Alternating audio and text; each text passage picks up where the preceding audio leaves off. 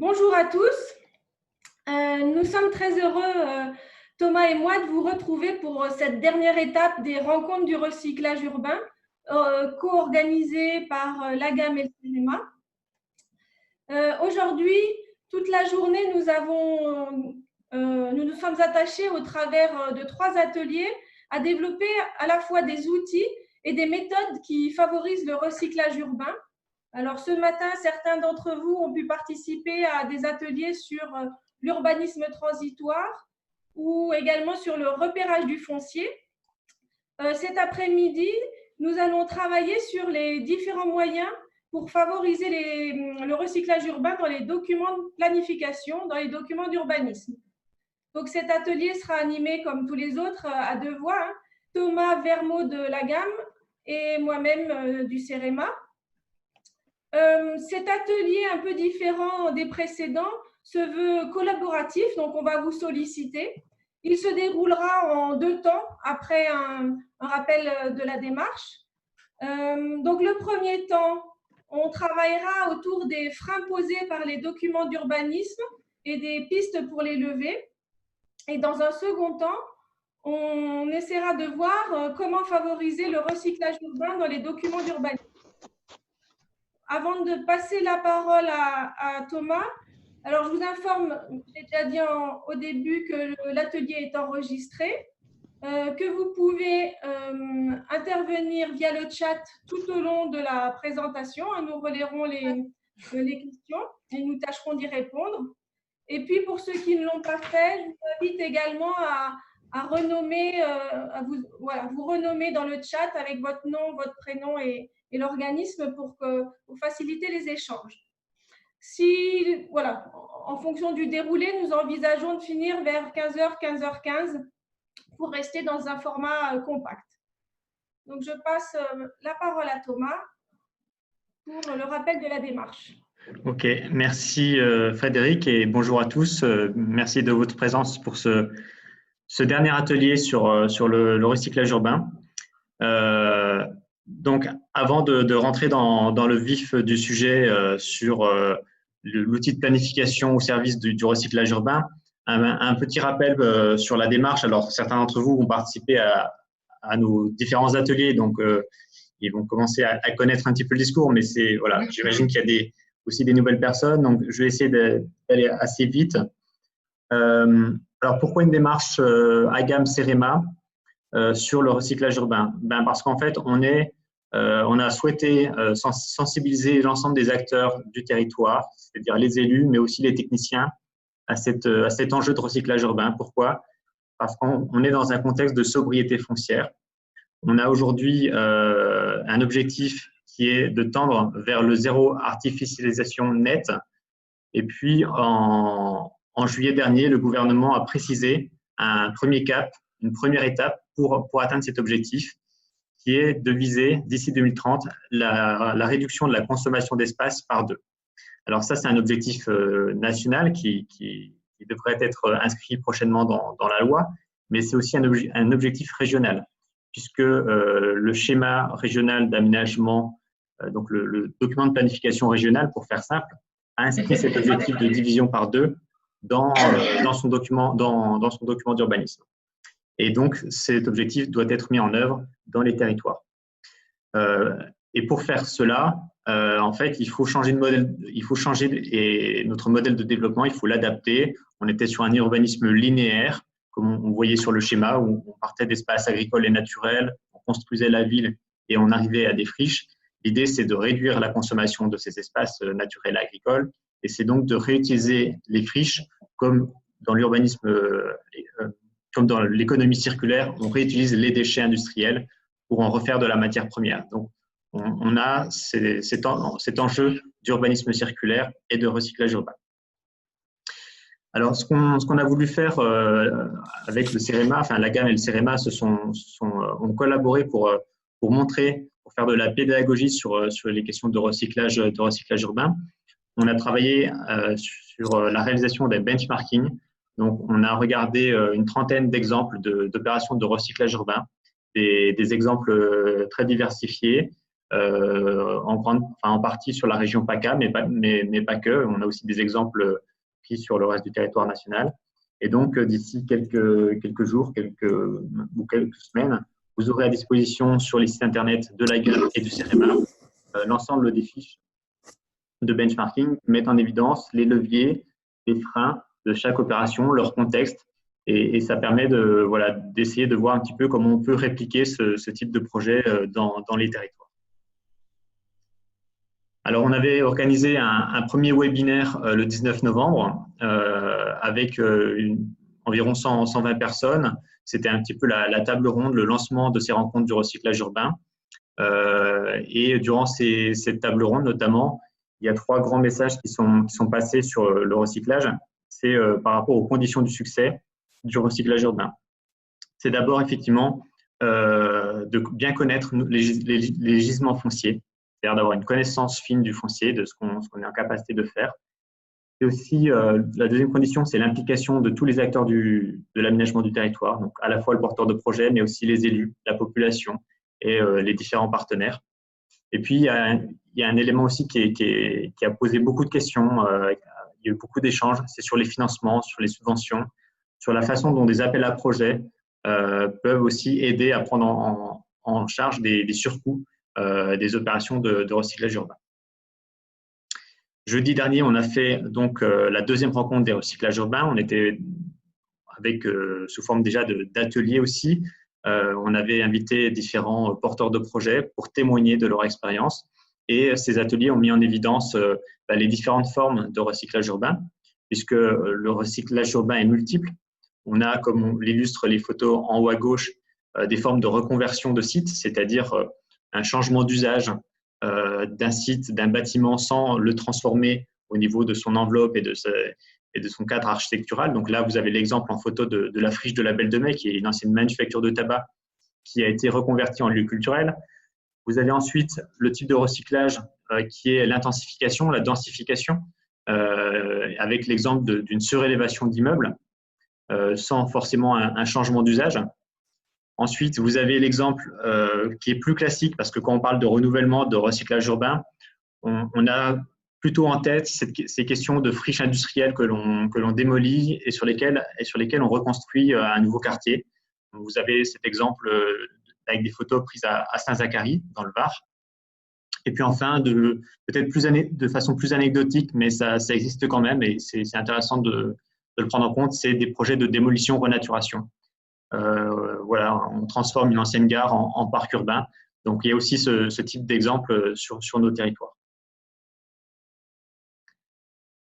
Voilà, je ne sais pas si déjà vous avez quelques questions ou réactions sur la démarche. N'hésitez pas, comme le disait Frédéric, à réagir sur le chat ou à demander la parole. Vous avez sur l'onglet participants, vous avez des petites icônes avec notamment une main qui vous permet de demander la parole. Je vous propose donc de passer en fait à la première partie de cet atelier. Donc, l'atelier va se dérouler en 2 parties. La première partie, c'est d'identifier dans les documents d'urbanisme les freins au recyclage urbain. Et puis, on verra dans la seconde partie, au-delà de lever ces freins, comment on peut appuyer sur l'accélérateur pour favoriser davantage le renouvellement urbain. Alors, sur cette première partie, sur les freins, je vais vous demander en fait de prendre part et de participer en fait à cette réflexion. Je vous invite à utiliser le chat pour donner des propositions de réponse sur cette question-là. Voilà, comme dit Frédéric, à vous de jouer pour essayer d'identifier donc les freins, selon vous, du recyclage urbain, enfin, les freins des documents d'urbanisme face au recyclage urbain.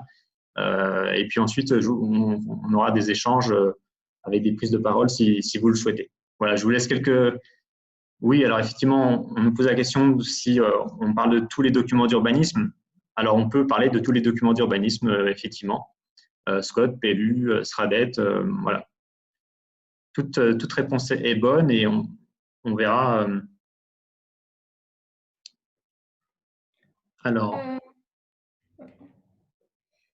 c'est plutôt les freins que posent les documents d'urbanisme, même si aussi les documents d'urbanisme ont eux-mêmes des freins liés à la législation. Mais on peut aussi évoquer ce sujet-là, effectivement. Donc, pendant que les réponses apparaissent, je vous propose de les noter au fur et à mesure sur cette diapo. Donc, on peut mettre le côté figé des documents d'urbanisme.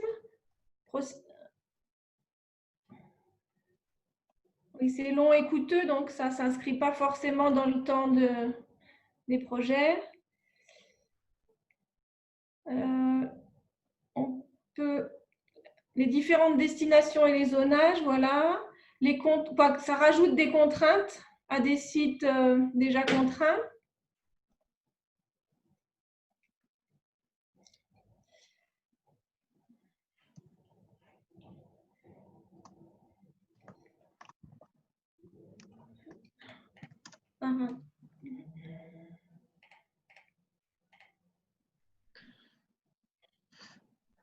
Voilà, si vous voulez aussi appuyer votre réponse avec une prise de parole, n'hésitez pas pour échanger sur vos propositions. Ou si vous avez des questions aussi. Peut-être préciser les contraintes. Il y a différents types de contraintes. Je ne sais pas si la personne qui a évoqué les contraintes envoie des spécifiques. Oui. Effectivement, on revoit arriver aussi la question donc, des vocations trop restreintes, des destinations. Et la difficulté là, de traduire en fait le recyclage dans les documents d'urbanisme. L'absence de mixité fonctionnelle qui rejoint effectivement la question des destinations. Alors, ce que je vous propose, vous pouvez continuer d'interagir comme ça sur voilà, la facilité aussi de s'étendre sur les espaces naturels. Je vais le rajouter et puis en fait, je vais avancer sur le diaporama pour apporter des éléments de réponse et je vous invite voilà, à continuer de réagir en parallèle. La notion de densité qu'on n'avait pas encore évoquée, contrainte de densité, conditions d'aménagement. Alors, conditions d'aménagement, c'est par rapport au positionnement, à l'alignement ou c'est… Alors, ce que je vous propose, comme ça réagit toujours, c'est que je vais reprendre la main sur des présentations d'idées, aussi de freins. Je vous invite voilà, encore à échanger et à commenter par rapport à ce qui sera dit. Et puis, on se reprend un petit temps d'échange à la fin pour compléter et pour distribuer un peu la parole si ça vous convient. Voilà. Donc, n'hésitez pas à poursuivre vos commentaires. Et on pourra compléter cette diapo qui sera un petit peu le bilan de notre réflexion collective. Alors, effectivement, il y a des freins qui ont été cités que je vais aussi reprendre, sur lesquels on avait aussi avec Frédéric qu'on avait pointé. Il y a un frein que j'ai pas vu apparaître, mais on va le voir de suite. C'est, il nous semble, la question du stationnement. C'est une règle importante dans les documents d'urbanisme. C'est voilà, dans un document, alors là, je parle surtout de plan local d'urbanisme qui exige un certain nombre de places de stationnement dans des opérations de logement notamment. Et voilà, il faut savoir que la réalisation d'une place de stationnement en sous-sol, ça coûte entre 20 et 30 000 euros. Que selon certaines études, effectivement, voilà, on entend le fait que le stationnement peut représenter au total près d'un quart du coût de la construction d'un bâtiment. Donc, c'est énorme. Ça pèse énormément sur la charge foncière et donc aussi sur des opérations de recyclage. Et puis, ces questions de stationnement aussi, ça impacte les reconversions de sites. Donc là, on voit une photo d'un projet avec une démolition-reconstruction. Donc, il y a un coût de réalisation du parking en sous-sol, mais il y a aussi, en cas de changement de destination, des PLU qui contraignent ces changements de destination parce qu'on demande la réalisation de places de stationnement alors que l'immeuble est déjà bâti, l'immeuble est ancien et qu'on transforme un immeuble de bureau en logement et on n'a pas la place sur le site dans l'immeuble de faire du stationnement. Donc, ça bloque aussi des projets de recyclage urbain. Alors, comment on peut lever ce frein en fait, on peut, j'ai envie de dire tout simplement, même si ce n'est pas simple, c'est réduire les exigences et donc le nombre de places demandées pour le stationnement. Ça, c'est ce qui est demandé par beaucoup par la promotion immobilière, notamment. Alors, c'est simple sur le papier, mais en même temps, il faut tenir compte de l'offre de transport collectif. C'est-à-dire qu'on ne peut pas simplement réduire l'offre de stationnement si derrière, en fait, on n'arrive pas à offrir des alternatives crédibles. Donc, ça, c'est un élément important à peser. Et puis, on peut aller plus loin. C'est ce qu'on a voulu faire aussi dans le PLUI de Marseille-Provence. On s'est rendu compte sur Marseille, sur le centre-ville, qu'on avait des petits terrains en centre-ville sur lesquels les opérations de renouvellement urbain étaient bloquées parce qu'on exigeait des places de stationnement en cas de réalisation d'une nouvelle construction. Donc, en cas de démolition-reconstruction, on demandait sur des petits terrains la réalisation de places de stationnement. Et en fait, cette configuration de petits terrains ne permettait pas d'insérer des parkings avec aussi une rampe d'accès, etc. Donc, pour lever cette contrainte, on a posé un seuil de 600 mètres carrés de surface de plancher, en dessous duquel les opérations de logement sont exonérées en fait de réalisation de places de stationnement. Et donc là, on voit se libérer un petit peu de marge des projets en fait qui commencent à émerger sur des petits terrains, alors qu'avant, voilà, on avait un blocage à ce niveau-là. Et puis, alors on pourrait aussi aller beaucoup plus loin. Hein, c'est la question, c'est est-ce qu'on ne supprimerait pas directement les exigences de places de stationnement? Donc là, ça renvoie aussi à ce que je venais de dire auparavant par rapport au transport collectif. J'ai envie de dire, si on a une très bonne desserte de transport collectif, pourquoi pas? Et c'est une position un peu radicale. Bon, alors ça a été effectivement réalisé dans le PLU de Paris, mais parce que le niveau de desserte est exceptionnel et le taux de motorisation des ménages est très faible à Paris. Mais voilà, ça s'est fait. Et puis, petit clin d'œil avec cette illustration qui, en fait, reprend un projet présenté le jeudi dernier par un intervenant qui, en fait, un projet un ancien parking à Paris qui a été transformé en logement, donc qui illustre, en fait, l'inversion, en fait, entre le stationnement et la construction de logements. Donc, voilà un petit peu pour les questions de stationnement qui nous semblent un élément fondamental, notamment par rapport au coût du foncier, à la charge foncière. Alors, vous avez été plusieurs aussi à évoquer les différentes contraintes réglementaires. Oui. Je te coupe, Thomas. Il y a d'autres exemples du PLUI de Dijon aussi où des normes maximales, quoi. Laetitia peut peut-être en parler. Peut-être qu'on peut faire en écho aux différentes thématiques. Oui. Oui, c'était très rapide, juste pour dire que effectivement, au-delà de ne pas imposer de place, il y a aussi la possibilité de graduer ce que j'ai vu récemment dans le PLUI de Dijon, entre le centre et la périphérie, en passant au centre, ce sont des normes maximales et non plus minimales, et puis plus on va vers la périphérie, plus on va retrouver des normes un peu plus classiques.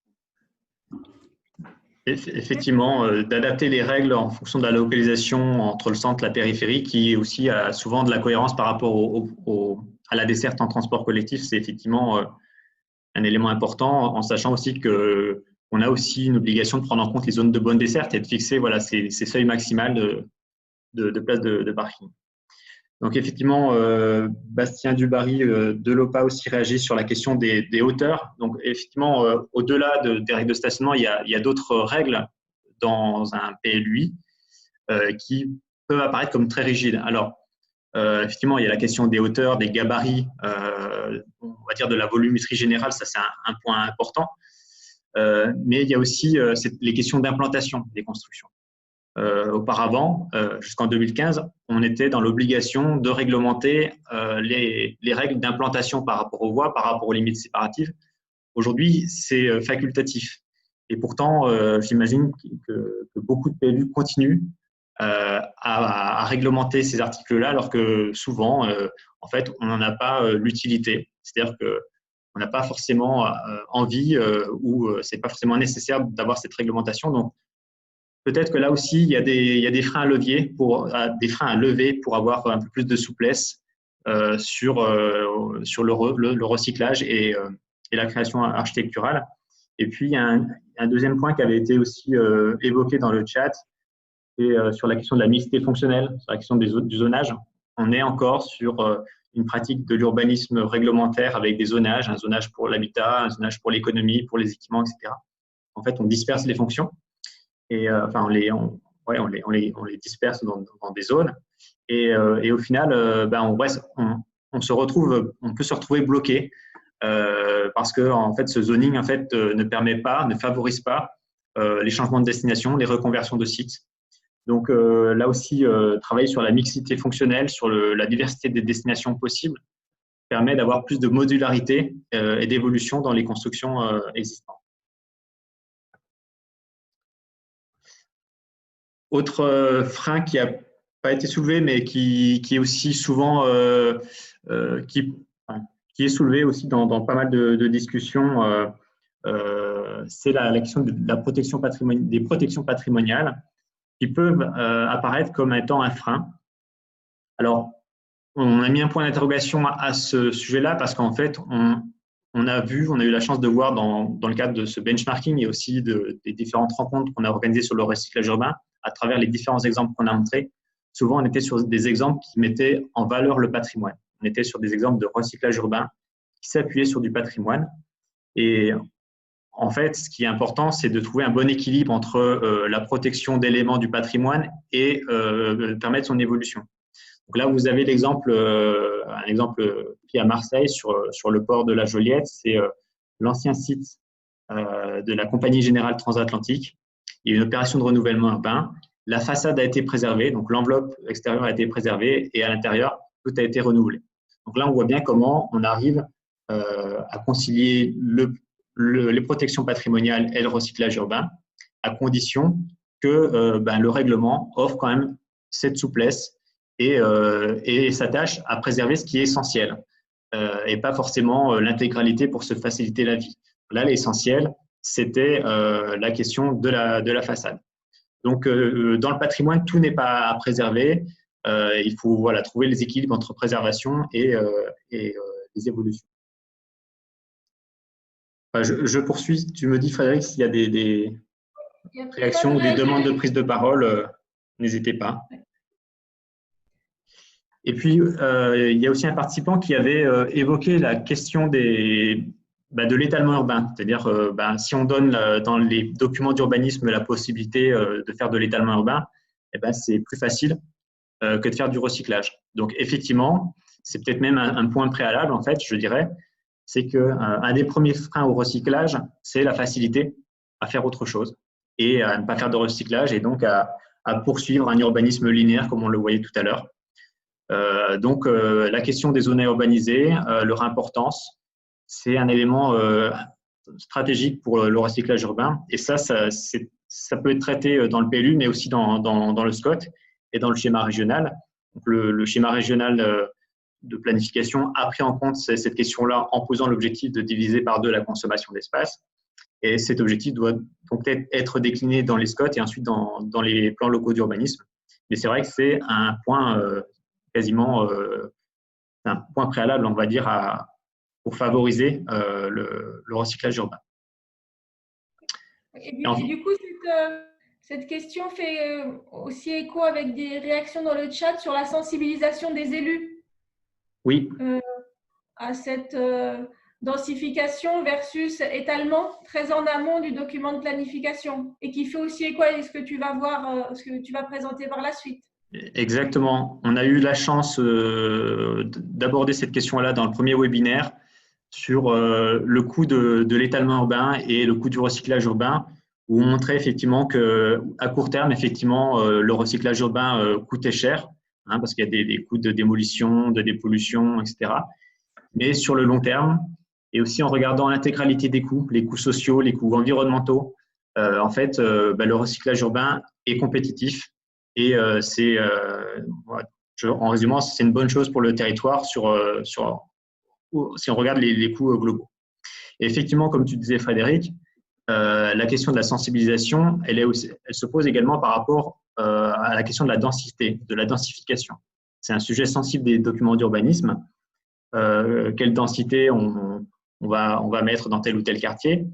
Et on sent bien en fait une crispation qui est de plus en plus forte en fait sur nos territoires dans le cadre de l'élaboration des documents d'urbanisme, dans le cadre de projets urbains. C'est d'avoir effectivement, on a de plus en plus de crispation sur ces projets, sur cette densification. Donc là, c'est illustré par cette image voilà, qui montre bien que personne ne veut, enfin tout le monde est d'accord pour économiser l'espace, mais en fait, personne veut densifier dans son jardin. Bon, je caricature aussi comme image, mais c'est un petit peu quand même l'esprit dans lequel on est actuellement, et c'est la difficulté que rencontrent aussi les élus, qui ont aujourd'hui du mal aussi à délivrer des permis de construire sans faire face à une contestation du quartier. Et là, il y a un enjeu important sur la sobriété foncière, c'est comment on fait accepter la densification. Et ce que nous, on préconise et ce qu'on a essayé de développer là aussi sur Marseille-Provence, c'est pour faire accepter la densification, il faut qu'on arrive à mieux intégrer les projets urbains dans leur environnement. Alors, qu'est-ce qui se passe depuis ces dernières années? C'est qu'on voit avec les tensions foncières que les porteurs de projets utilisent le maximum des droits à construire des documents d'urbanisme. Ils utilisent le maximum de la hauteur, le maximum de l'emprise au sol. Et donc, on voit arriver des projets qui se posent comme ça dans un quartier sans réelle réflexion architecturale.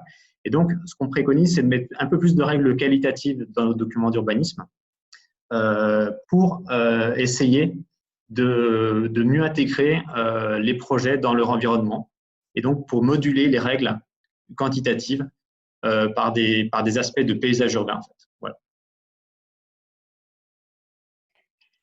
Donc, est-ce que sur ces freins, je vois qu'il y a eu des réactions?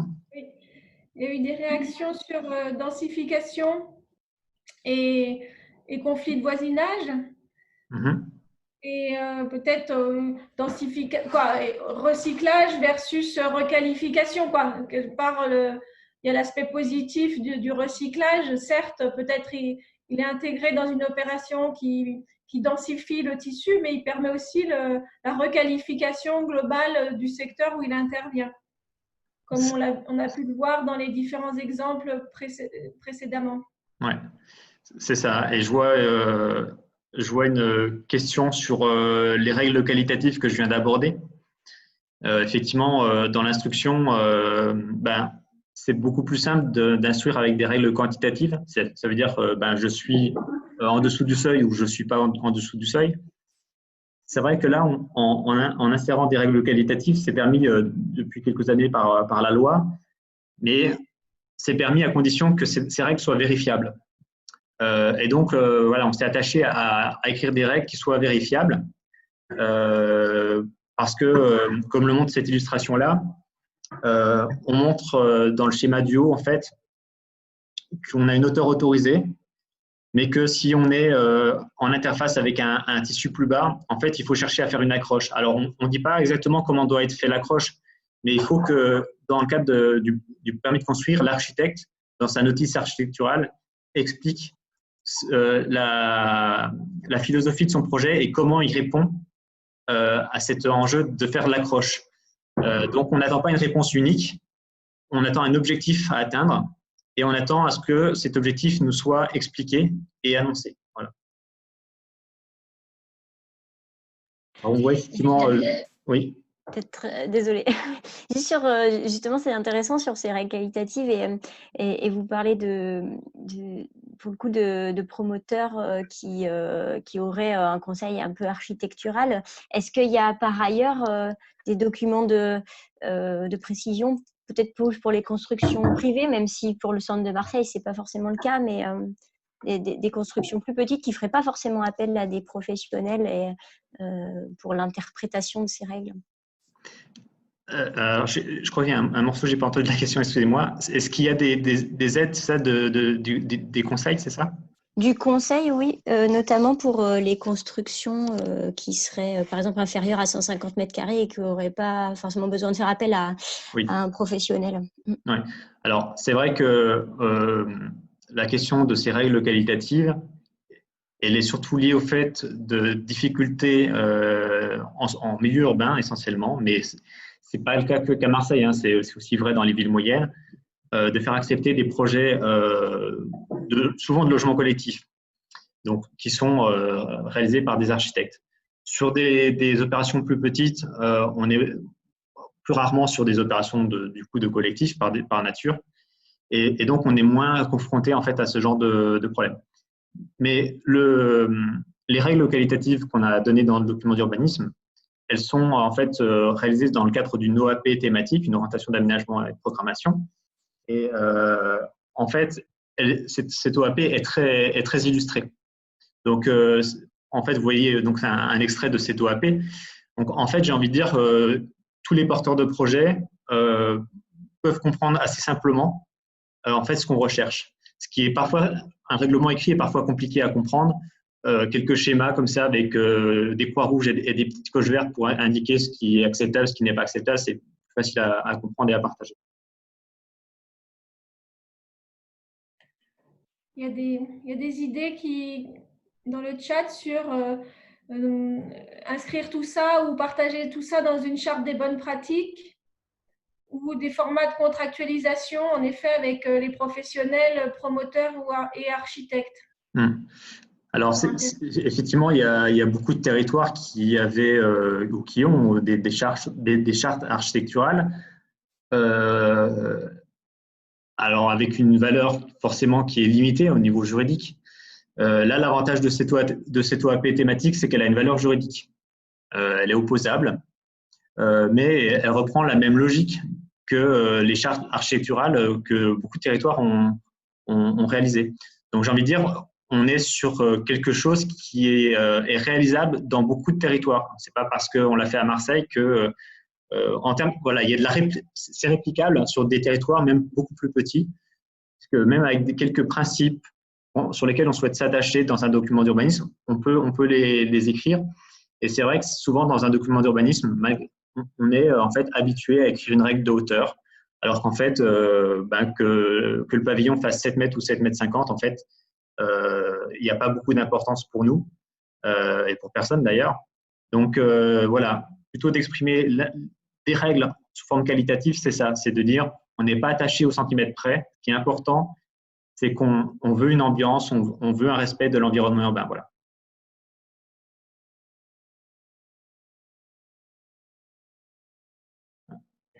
Alors, si certains d'entre vous souhaitent prendre la parole pour compléter aussi vos propos, n'hésitez pas.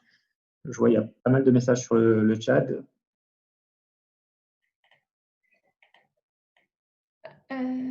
Alors, il y a une remarque, n'est-ce pas contradictoire avec plus de souplesse dans le règlement? C'est quoi? C'est l'OAP qui, Monsieur Leroux ou M. Leroux?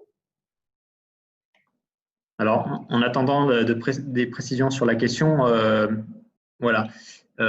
C'est justement pour offrir plus de souplesse. C'est-à-dire qu'on a le règlement qui fixe une hauteur maximale. Je prends cet exemple-là, mais ça se décline sur d'autres règles. Et l'OAP, finalement, vient dire qu'on ne va pas pouvoir utiliser la hauteur maximale à chaque fois. Donc, on va être beaucoup plus souple. C'est-à-dire qu'on va devoir s'adapter à chaque contexte urbain. Donc, je ne sais pas si ça répond à la question, mais le fait d'avoir des règles qualitatives, c'est de dire on n'est pas attaché à réglementer l'intégralité sous forme quantitative. Et effectivement, voilà ce qui est dit sur le chat, il faut être inventif. Là, on a pris des risques également sur ce PLUI-là, d'un point de vue juridique, on est conscient, mais en même temps, voilà, c'est important d'exprimer aussi devant les porteurs de projets ce que la collectivité attend en termes de qualité urbaine. Et en tout cas, nous, on fait le pari que ça peut fonctionner et que derrière, la densité sera plus facilement acceptée. Et par rapport aux instructeurs des permis de construire, là, ça revient à ce qui était dit dans le chat, c'est une nouvelle approche aussi, je suppose. Oui, alors ça nécessite aussi, effectivement, d'accompagner les instructeurs, puisqu'en fait, on les accompagne dans pas un nouveau métier, mais malgré tout, leur mission évolue. Et donc, on les a accompagnés pour faire de la formation, pour les sensibiliser en fait aux questions architecturales et paysagères. Et c'est aussi un élément important parce que ça peut aussi les mettre dans une nouvelle dynamique, de leur faire prendre conscience qu'ils peuvent participer en fait à la construction et à la qualité de la ville et pas simplement en fait à vérifier des règles. Enfin voilà, ça permet aussi d'aller plus loin et de valoriser encore mieux leur travail. Donc, voilà, une démarche. Alors, comment intégrer la problématique de la crise sanitaire? Eh ben, c'est très, très lié en fait. Et il y avait une question aussi tout à l'heure sur l'articulation entre densification et nature en ville. En fait, on est typiquement dans ce type de réponse, c'est-à-dire comment on évite l'utilisation maximale des règles offertes par un règlement d'urbanisme. Comment on évite à ce que toute l'emprise au sol maximale soit utilisée, comment toute la hauteur soit utilisée, pour qu'on prenne bien en compte le paysage urbain, les masses boisées existantes qu'on doit préserver, etc. Donc, on est vraiment dans une démarche de qualité urbaine. Je vous propose qu'on avance quand même peut-être sur cette deuxième partie, puis on pourra revenir. Je vois qu'il y a beaucoup de questions sur cette OAP forme urbaine. Voilà, vous pouvez continuer à réagir et j'apporterai d'autres réponses si besoin.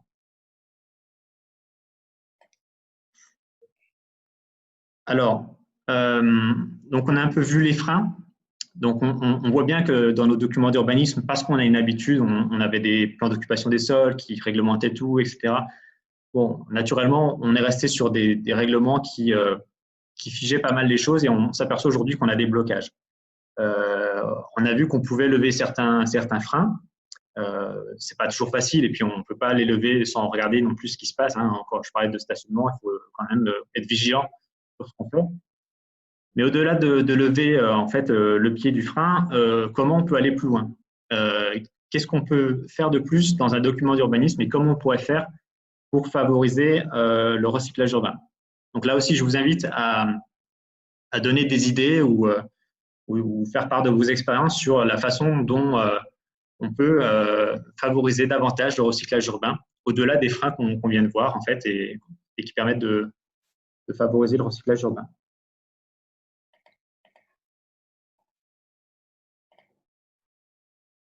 Donc, je vous laisse réagir aussi sur le chat. Si certains souhaitent prendre la parole, n'hésitez pas.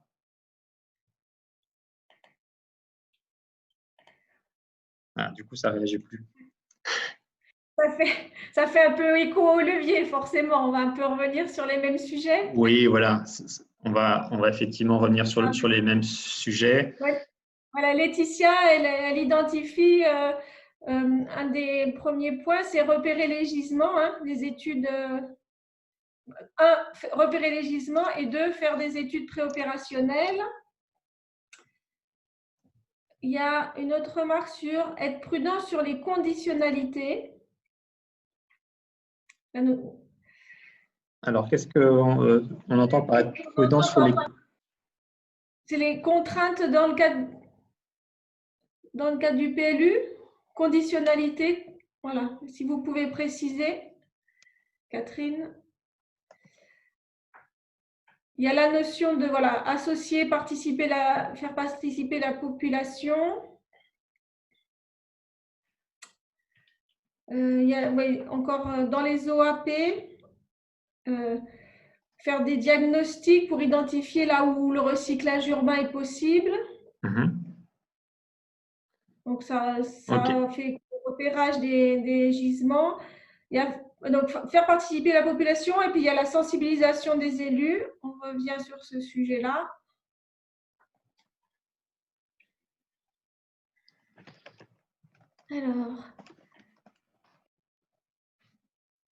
Alors, pourquoi ne pas obliger les promoteurs qui bénéficient d'un permis de faire en parallèle du renouvellement urbain? Donc ça, c'est plutôt de la sensibilisation. Alors, pareil, je vais lâcher les post-it et je vais poursuivre sur le déroulé de diapo et je vous invite à poursuivre les commentaires, questions et échanges. Il y a la notion d'afficher très tôt, peut-être je continue à afficher très tôt l'objectif dans le PADD, pas attendre d'arriver dans les étapes de règlement.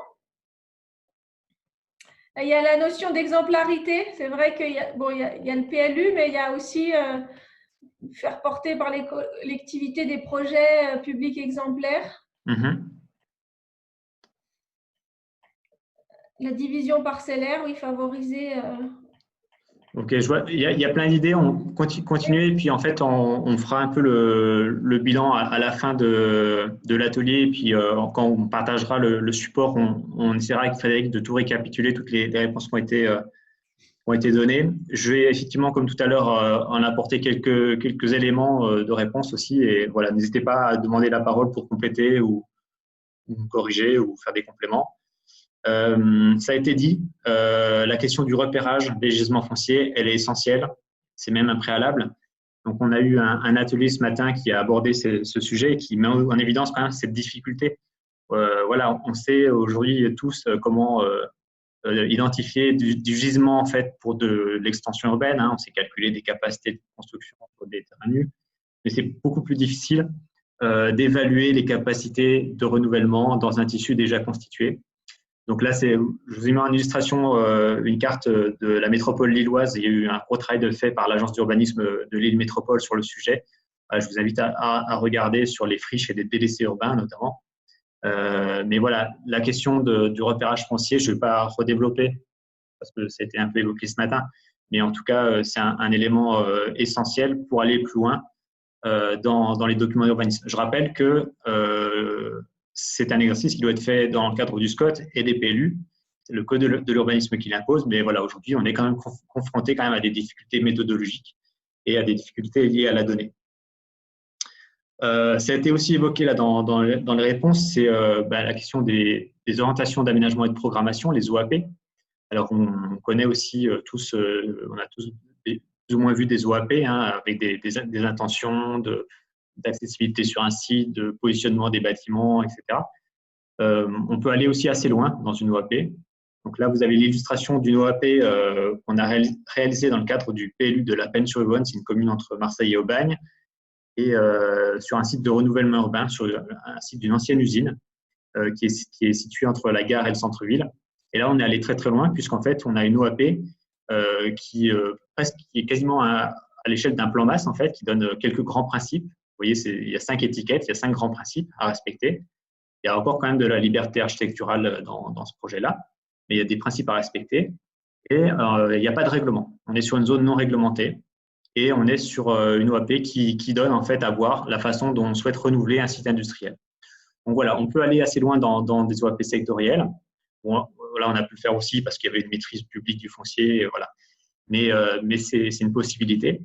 Et puis, il y a des OAP thématiques. Donc là, je vous ai tout à l'heure parlé de l'OAP forme urbaine qui permet aussi de donner des garanties sur la question de la densité, du recyclage urbain. Mais voilà, on peut aussi imaginer des OAP thématiques qui vont plus loin et qui se spécialisent sur la question du recyclage. Tout reste à inventer, comme ça a été dit tout à l'heure. Il faut rester inventif sur ce sujet-là. Voilà un peu pour les OAP. Et comment on peut aller plus loin encore pour favoriser le recyclage urbain? Alors, il y a déjà dans le code de l'urbanisme des dispositions qui permettent d'avoir des gains de gabarit, de dépasser les hauteurs autorisées de 20%, etc. Alors, des fois, il y a aussi des conditions. Si on a un bâtiment avec des performances énergétiques, si on fait de la mixité sociale. Maintenant, est-ce qu'on ne peut pas s'interroger, et je crois que la proposition était passée tout à l'heure, ou du moins sous forme de question, sur est-ce qu'on ne peut pas obliger à faire des opérations de recyclage aux promoteurs, mais c'est un petit peu cette idée-là, c'est de dire est-ce qu'on ne peut pas aller plus loin en donnant des règles plus favorables pour les projets qui se feraient en recyclage urbain sur des terrains déjà bâtis. Donc ça, c'est peut-être un point à creuser. Je vais pas donner de réponse ferme sur ce sujet-là parce que ça nécessite aussi d'être vérifié, mais avec des juristes. Mais en tout cas, je pense qu'on pourrait tous creuser sur ce sujet-là, sur comment, entre deux terrains, un terrain en extension et un terrain bâti, comment on pourrait favoriser le terrain bâti.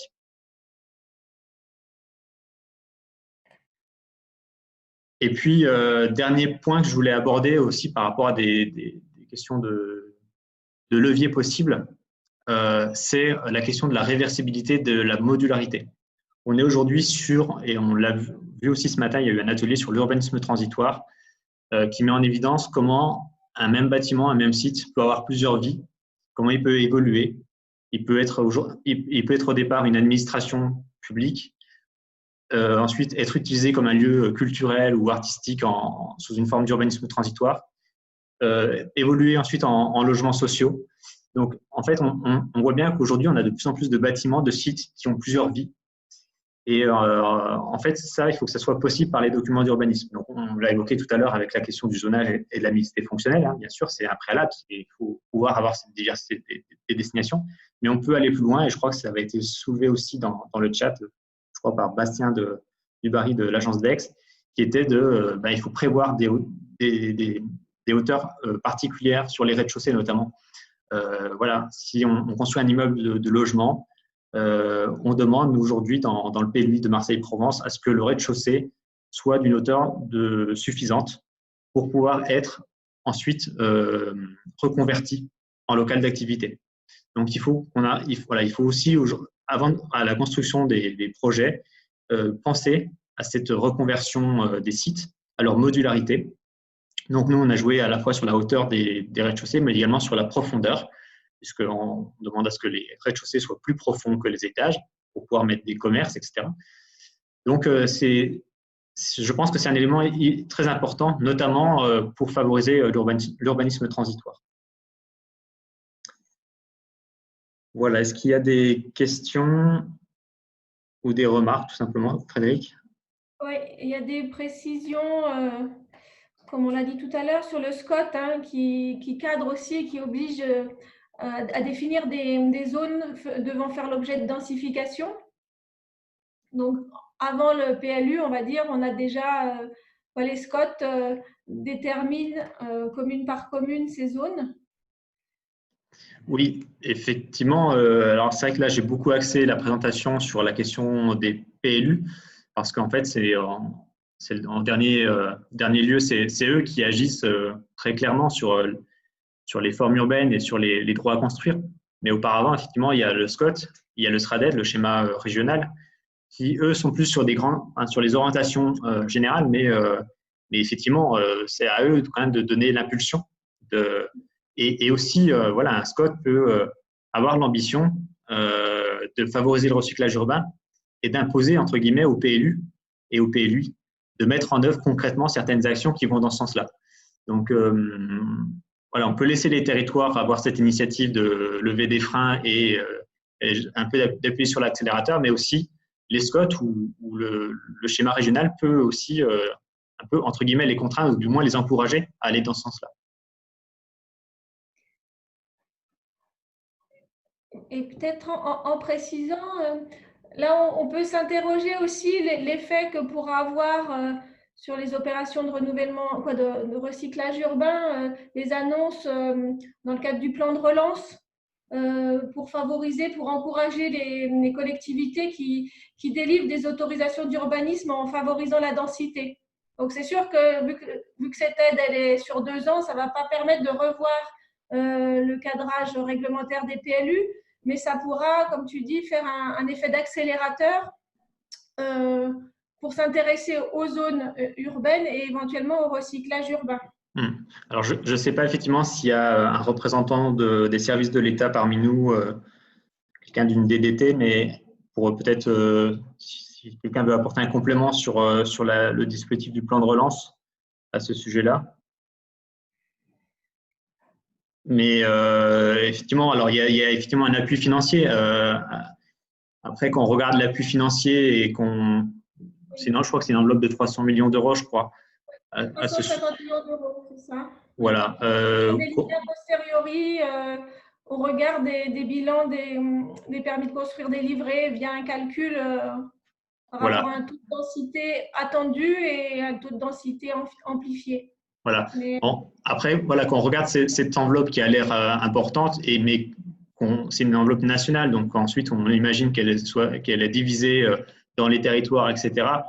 J'ai envie de dire, ça reste malgré tout très anecdotique à mon sens, comme appui financier. Il y a aussi voilà, cette volonté de favoriser, on va dire, la surélévation des bâtiments. Ça, c'est pas nouveau. On a eu durant ces 10 dernières années différentes mesures qui allaient dans ce sens-là pour faciliter la surélévation. Après, on peut s'interroger quand même parce que c'est un peu la réflexion que j'avais tout à l'heure sur l'OAP forme urbaine. il ne faudrait pas que densifier soit un objectif en soi, en fait. Pour faire de la sobriété foncière, en tout cas, c'est la position à l'agence, c'est de dire, pour faire de la sobriété foncière, l'enjeu, c'est de faire accepter la densification. Et une densification à tout prix, pour nous, est contre-productive et il faut vraiment travailler sur la qualité urbaine qui nous permettra de faire d'autres projets de densification. Mais chercher absolument à atteindre des niveaux de densification importants et vouloir surélever tout bâtiment sans prendre en compte le contexte et l'environnement urbain, ça risque de créer quand même pas mal de problèmes.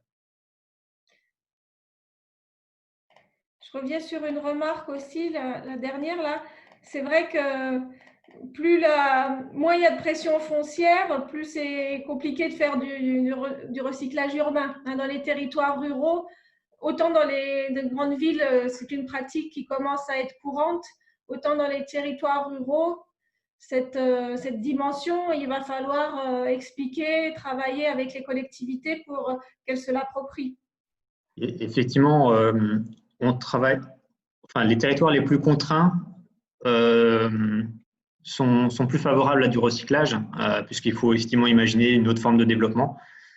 Par contre, en milieu rural, je pense que le recyclage urbain, ça permet aussi d'atteindre d'autres objectifs, comme la revitalisation d'un centre ancien, d'un centre villageois. Donc c'est un projet global aussi qu'il faut voir. Et, effectivement, le CAE des Bouches-du-Rhône, et comme je crois tous les CAE, effectivement, font beaucoup de pédagogie sur la question de la densité. Il me semble, c'est la question de la pédagogie sur la densité, c'est quelque chose qui est en place depuis de nombreuses années, mais voilà, il faut poursuivre parce que rien n'est acquis, quoi. Alors, il y a beaucoup de commentaires sur le chat. Si vous voulez prendre la parole pour poser des questions, faire un commentaire, expliquer une situation, de faire part de vos exemples, n'hésitez pas, hein.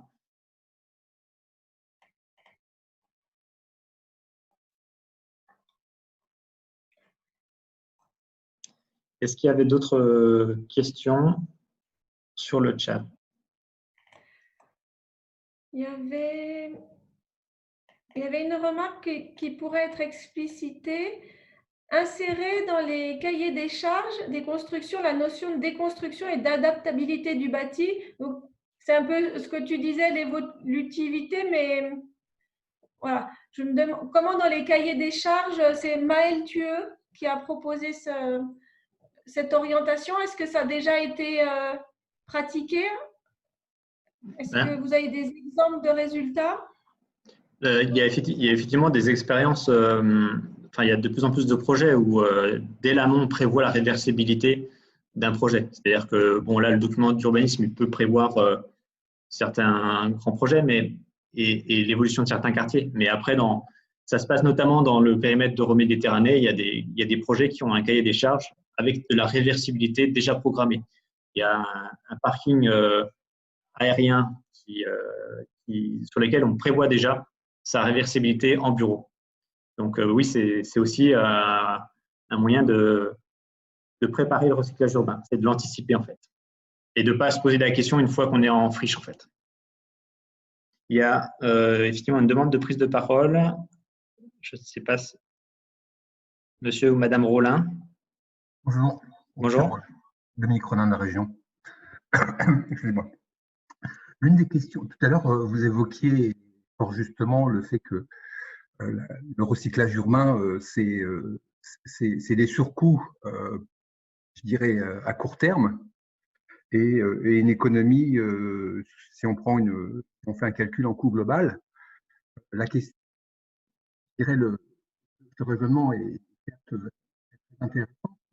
Quand je suis un promoteur privé, c'est pas le surcoût, c'est le surcoût immédiat qui m'intéresse. Comment est-ce qu'on peut intervenir pour que cette question je dirais, du partage de l'économie soit fait entre collectivités? Enfin, comment peut-on inciter des promoteurs privés à prendre en considération cette question très immédiate du surcoût? Voilà. Je ne sais pas si ma question est suffisamment claire. Excusez-moi. Non, C'est clair, effectivement, la question financière, elle est essentielle. Effectivement, nous, on raisonne, enfin, agence d'urbanisme, collectivité, on peut se poser la question du court et du long terme. Effectivement, un promoteur, il doit faire son opération et voilà. Et c'est un peu, vous m'amenez un peu sur la conclusion de l'atelier et l'ouverture, c'est de dire, bon, les documents d'urbanisme, finalement, c'est des éléments importants pour favoriser le recyclage urbain, mais en même temps, ce n'est pas les seuls outils. Il y a notamment, en fait, il va falloir qu'on se pose des questions. Alors, il y a des outils fiscaux qui existent, mais il y a aussi, d'ailleurs, la ministre de la Transition énergétique a ouvert, en fait, où elle est en train d'ouvrir un chantier sur la réflexion des outils fiscaux en faveur de la sobriété foncière. Et je pense qu'en fait, on peut peut-être, à travers des outils fiscaux, on pourrait peut-être imaginer demain faire en sorte de favoriser davantage les projets en recyclage et de pénaliser un peu plus, ou du moins de freiner un peu plus les projets en étalement urbain. Donc, sur la question financière, voilà, ça peut être des outils fiscaux, mais pas que. Hein. Et il y a eu beaucoup de questions lors du premier webinaire aussi sur comment on peut nous aider à faire du recyclage, quelles sont les conditions pour répondre à des appels à projets, etc. Donc, c'est un vrai sujet. La question financière, elle est essentielle, effectivement. Est-ce qu'il y a d'autres remarques ou prises de parole?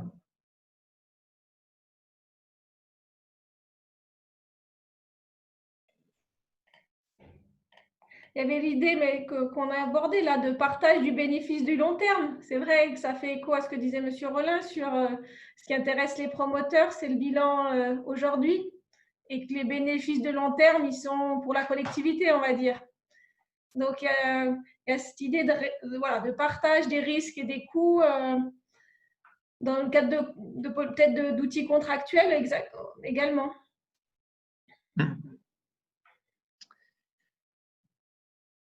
Alors, je ne sais pas s'il n'y a pas d'autres réactions. Alors, est-ce qu'on a répondu à toutes les questions? Enfin, je ne sais pas si on n'a pas répondu à certaines questions. Voilà, merci de nous faire signe ou de nous copier-coller votre question ou commentaire et on essaiera d'y répondre. On en a peut-être loupé. C'est vrai qu'on n'a pas approfondi le SCOT. On s'est plus intéressé au PLU sur lequel on avait des exemples plus précis. Mais le SCOT est en effet une échelle quand même, notamment sur la limitation de la consommation d'espace, hein, qui fait du coup le pendant du recyclage. Je pense que c'est vraiment un outil à ne pas négliger. Effectivement. Oui, je crois je suis en train de reparcourir les différentes remarques du chat. Je crois qu'on est revenu sur quasiment toutes. Bon, je vous propose qu'on conclue cet atelier s'il n'y a pas d'autres remarques ou questions. La dernière remarque, c'est vrai que ce travail sur le coût, qui mériterait un autre atelier, la façon de partager les bénéfices, le coût de l'artificialisation. Après, ça mobilise aussi de l'expertise qui est en cours de construction. Donc, mais on note les attentes. Alors, sur la question des coûts, juste un petit point, et ensuite on fait intervenir à nouveau M. Rollin sur le SRADET. Sur les questions des coûts, dans le cadre des ateliers des deuxièmes rencontres, on a eu des porteurs de projets qui ont donné des exemples. Il y a eu des questions sur les coûts, notamment sur des coûts de surélévation de construction. Donc, on a eu des réponses intéressantes sur ces sujets-là. Donc, vous pourrez retrouver ces ateliers sur les sites internet de la GAM et du CEREMA. On redonne la parole à M. Rollin. Allez-y. Pardon. Oui, puisque vous évoquez le SRADET et entre autres la règle sur la limitation de la consommation d'espace, je voulais juste aller un tout petit peu plus loin pour ceux qui ne connaissent pas, je dirais, à fond le SRADET. Alors d'abord, pour rappeler qu'il y a des sessions de formation qui ont lieu en ce moment et vous pouvez vous y inscrire en allant sur le site Essence du territoire de la région. D'autre part, rappeler rapidement, effectivement, il y a cet enjeu d'abord la consommation foncière à 50% à l'horizon 2030, hein, qui anticipe sur les directives ZAN. D'autre part, le fait que le SRADET propose aussi tout un schéma urbain qui vise à concentrer le développement démographique, le développement économique à l'intérieur des zones urbanisées et des zones métropolisées en priorité, de façon à lutter contre la périurbanisation, contre le mitage des espaces ruraux, et qui associe cette densification, cette intensification des espaces métropolisés pour, d'une part, dans des buts de faire de ces métropoles des métropoles qui soient à l'échelle européenne aujourd'hui, et pas, n'oublions pas qu'aujourd'hui, toutes les métropoles de PACA, je dirais, sont un peu avec tous les voyants au rouge, quoi. C'est assez inquiétant. Donc, il y a lieu de leur redonner un véritable dynamisme. Et pour ça, on travaille à la fois donc sur la densité, mais aussi sur l'amélioration de tout ce qui est la cohérence, urbanisme et mobilité, et aussi, naturellement, travailler aussi contre le vieillissement qu'on constate dans certaines zones.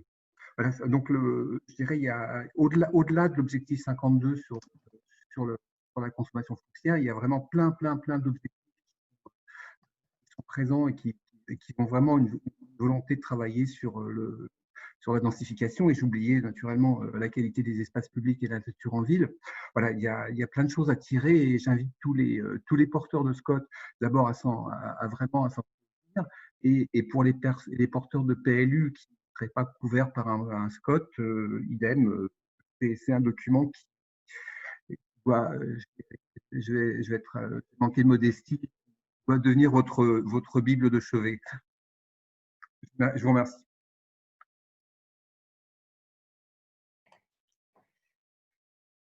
Bien. Merci. Différents éléments, donc sur un regard de la gamme sur le zéro artificialisation nette, et également les sessions de formation que M. Rollin évoquait sur le SRADET. Oui. Thomas, je te laisse le mot de la fin. Oui, allez. Donc, bon, effectivement, on a dit pas mal de choses sur les PLU notamment, mais je pense qu'il faut bien ouvrir effectivement sur les autres documents d'urbanisme. Voilà, les PLU ne sont pas le seul levier, même s'il y a, je pense, beaucoup de choses à faire déjà dans les PLU. On peut déjà lever pas mal de freins. Mais voilà, il y a les autres documents d'urbanisme. Il y a d'autres sujets aussi, d'autres contraintes aussi à évoquer. Enfin, on pourrait aussi développer, mais la question des règlements de copropriété aussi, qui peut être un frein d'une certaine façon au recyclage urbain. On a évoqué la question des outils fiscaux. On a évoqué aussi la question des outils fonciers, c'est-à-dire la connaissance, l'observation, c'est essentiel. Et puis la question des outils contractuels financiers pour aider justement à ces projets de recyclage urbain. Donc voilà un petit peu, c'est une conclusion de l'atelier. Je ne prétends pas faire une conclusion de toutes les rencontres des recyclages urbains. Je vous invite à retrouver prochainement sur les sites internet de la gamme et du CEREMA l'intégralité des documents présentés et aussi les présentations des différentes rencontres sur le recyclage urbain. Donc, on a eu trois cycles de rencontres, la plénière, du 19, les ateliers sur des exemples d'opérations de recyclage urbain, et aujourd'hui, donc, les ateliers sur les outils et les méthodes. Donc, voilà, je vous invite à consulter les sites internet pour retrouver le contenu de ces ateliers. Et puis, d'ici quelques jours, vous aurez aussi la possibilité de télécharger et consulter donc les fiches de benchmarking qui présentent les différents exemples du recyclage urbain. Voilà, je vous remercie tous de votre participation. Merci Frédéric. Et je vous dis donc à bientôt pour peut-être de nouvelles rencontres du recyclage urbain.